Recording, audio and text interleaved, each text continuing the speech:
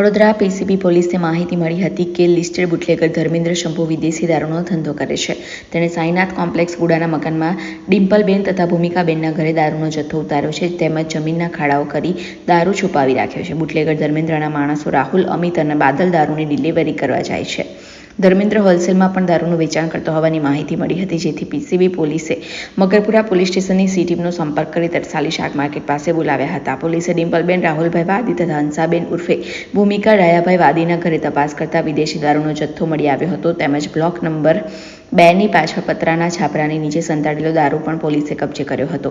પોલીસે whisky, vodka, બિયરનો જથ્થો કબજે કર્યો હતો. ડિમ્પલબેને પોલીસને જણાવ્યું હતું કે છેલ્લા 3 માસથી આ મકાનમાં રહીએ છીએ અને મકાન ખુલ્લું હોય ધર્મેન્દ્ર શંભુના કહેવાથી અમે રહેતા હતા. દારૂ સાચવવા માટે ધર્મેન્દ્ર અને રોજના ₹1000 આપે છે. સવારે ધર્મેન્દ્રના માણસો રાહુલ, અમિત તથા બાદલ દારૂ મૂકી ગયા હતા અને જરૂર પડે તેમ લઈ જતા હતા.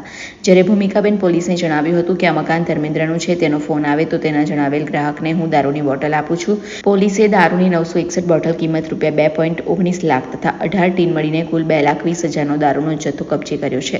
બંને મહિલાઓની અટકાયત કરી હતી, જ્યારે બુટલેગર ધર્મેન્દ્ર શંભુ કનીજા તથા તેના માણસોને વોન્ટેડ જાહેર કર્યા છે.